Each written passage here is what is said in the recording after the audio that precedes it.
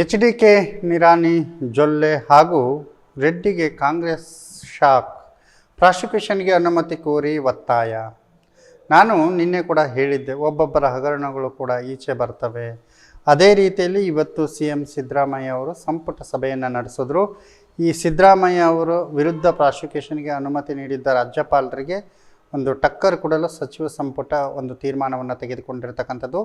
ಆ ನಿಟ್ಟಿನಲ್ಲಿ ಮಹತ್ವದ ತೀರ್ಮಾನಗಳನ್ನು ಇವತ್ತು ತೆಗೆದುಕೊಳ್ಳಲಾಗಿದೆ ಅಂತ ಹೇಳಲಾಗ್ತಿದೆ.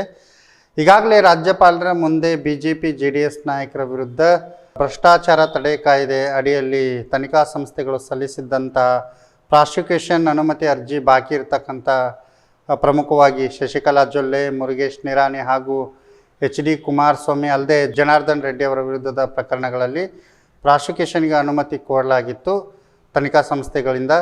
ಆದರೆ ಈ ಯಾವುದೇ ಕೇಸುಗಳಿಗೆ ರಾಜ್ಯಪಾಲರು ಅನುಮತಿಯನ್ನು ನೀಡಿಲ್ಲ ಇದುವರೆಗೂ. ಈಗ ಕಾಂಗ್ರೆಸ್ ರಾಜ್ಯಪಾಲರಿಗೆ ಮನವಿಯನ್ನು ಮಾಡ್ತಾ ಇದೆ, ನಮಗೆ ಮಾತ್ರ ಪ್ರಾಸಿಕ್ಯೂಷನ್ಗೆ ನೀವು ಅನುಮತಿಯನ್ನು ನೀಡಿದ್ದೀರಿ, ಪ್ರಾಮಾಣಿಕರಾಗಿದ್ದರೆ ಅವರಿಗೂ ಕೂಡ ಪ್ರಾಸಿಕ್ಯೂಷನ್ ಅನುಮತಿ ಕೊಡಿ ಅಂತ ಒತ್ತಾಯವನ್ನು ಮಾಡ್ತಾ ಇದೆ. ಸದ್ಯ ಈ ಕೇಸ್ನಲ್ಲಿ ಪ್ರಾಸಿಕ್ಯೂಷನ್ಗೆ ಅನುಮತಿ ನೀಡುವಂತೆ ರಾಜ್ಯಪಾಲರಿಗೆ ಸಚಿವ ಸಂಪುಟ ಸಲಹೆಯನ್ನು ನೀಡಿರ್ತಕ್ಕಂಥದ್ದು. ಈ ಮೂಲಕ ರಾಜ್ಯಪಾಲರು ಅನಿವಾರ್ಯವಾಗಿ ಅನುಮತಿಯನ್ನು ನೀಡಲೇಬೇಕಾದ ಪರಿಸ್ಥಿತಿಯನ್ನು ನಿರ್ಮಾಣ ಮಾಡಿಕೊಂಡಿದ್ದಾರೆ ಎನ್ನಲಾಗ್ತದೆ. ಗಣಿ ಅಕ್ರಮದಲ್ಲಿ ಕೇಂದ್ರ ಸಚಿವ ಕುಮಾರಸ್ವಾಮಿ ವಿರುದ್ಧ ವಿಚಾರಣೆ ನಡೆದಿದೆ. ತನಿಖೆ ನಡೆಸಿರುವ ಲೋಕಾಯುಕ್ತ SIT ಕುಮಾರಸ್ವಾಮಿ ತಪ್ಪಿತಸ್ಥರು ಎಂಬ ತೀರ್ಮಾನಕ್ಕೆ ಬಂದುಬಿಟ್ಟಿದ್ದಾರೆ.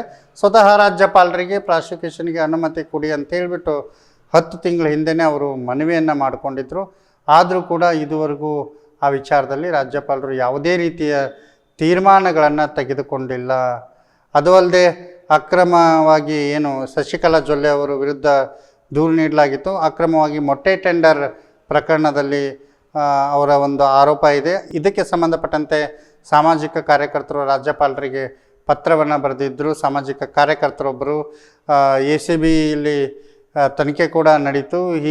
ಈ ತನಿಖೆಯ ನಂತರ ಶಶಿಕಲಾ ಜೊಲ್ಲೆ ವಿರುದ್ಧ ಪ್ರಾಸಿಕ್ಯೂಷನ್ಗೆ ಅನುಮತಿ ಕೊಡಿ ಅಂತ ಪತ್ರವನ್ನು ಬರೆಯಲಾಗಿತ್ತು. ಆದರೂ ಕೂಡ ರಾಜ್ಯಪಾಲರು ಶಶಿಕಲಾ ಜೊಲ್ಲೆ ಅವರ ವಿರುದ್ಧ ಯಾವುದೇ ರೀತಿ ಪ್ರಾಸಿಕ್ಯೂಷನ್ಗೆ ಅನುಮತಿಯನ್ನು ನೀಡಿಲ್ಲ. ಕಾಂಗ್ರೆಸ್ನ ಸಿದ್ದರಾಮಯ್ಯ ಅವರಿಗೆ ಯಾಕೆ ನೀಡ್ತಾ ಇದ್ರಿ ಅಂತಕ್ಕಂಥ ಪ್ರಶ್ನೆ ಒಂದು ಶಶಿಕಲಾ ಜೊಲ್ಲೆ ಅವರ ಒಂದು ಪ್ರಕರಣವನ್ನು ಎತ್ಕೊಂಡಿರ್ತಕ್ಕಂಥದ್ದು.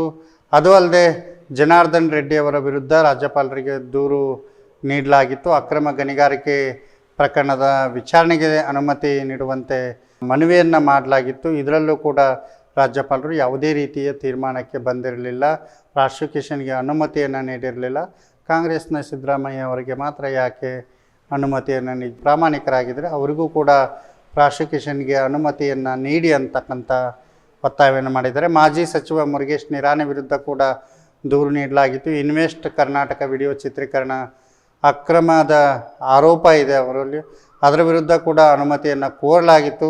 ವಿಶೇಷ ಅಂದರೆ TJ ಅಬ್ರಾಹಿಂ ಪ್ರಾಸಿಕ್ಯೂಷನ್ಗೆ ಅನುಮತಿ ಕೋರಿದ್ರು. ರಾಜ್ಯದಲ್ಲಿರುವ ಯಾವುದೇ ಕಂಪ್ನಿಗೆ ವಿಡಿಯೋ ಚಿತ್ರೀಕರಣವನ್ನು ಒದಗಿಸಿಲ್ಲ. ಚಿತ್ರೀಕರಣ ಅವಕಾಶವನ್ನು ನೀಡದೆ ಮುಂಬೈ ಮೂಲದ ಕಂಪ್ನಿಗೆ ಟೆಂಡರನ್ನು ಕೊಡಲಾಗಿತ್ತು. ಇದರಲ್ಲಿ ಅಕ್ರಮ ನಡೆದಿದೆ ಎಂಬ ಆರೋಪ ಬಂದಿರತಕ್ಕಂಥದ್ದು. ವಿಶೇಷ ಏನು ಅಂದರೆ ಈಗ ಸಿದ್ದರಾಮಯ್ಯ ಅವರ ವಿರುದ್ಧ ಏನು ದೂರನ್ನು ನೀಡಿರ್ತಕ್ಕಂಥ TJ ಅಬ್ರಾಹಿಂ ಅವರೇ ಒಂದು ಮುರುಗೇಶ್ ನಿರಾಣಿ ಅವರ ವಿರುದ್ಧ ದೂರನ್ನು ನೀಡಿರ್ತಕ್ಕಂಥದ್ದು ಮತ್ತು ಪ್ರಾಸಿಕ್ಯೂಷನ್ಗೆ ಅನುಮತಿಯನ್ನು ಕೋರಿರ್ತಕ್ಕಂಥದ್ದು. ಹಾಗಾಗಿ ಅವರ ವಿರುದ್ಧವೂ ಕೂಡ ನೀವು ಪ್ರಾಸಿಕ್ಯೂಷನ್ಗೆ ಅನುಮತಿಯನ್ನು ನೀಡಬೇಕು ಅಂಥೇಳಿ ಕಾಂಗ್ರೆಸ್ ನಾಯಕರುಗಳು ಸಚಿವ ಸಂಪುಟದಲ್ಲಿ ತೀರ್ಮಾನವನ್ನು ತೆಗೆದುಕೊಂಡಿದ್ದಾರೆ. ರಾಜ್ಯಪಾಲರಿಗೆ ಮನವಿಯನ್ನು ಮಾಡ್ತಾ ಇದ್ದಾರೆ, ಒತ್ತಾಯವನ್ನು ಮಾಡ್ತಾ ಇದ್ದಾರೆ.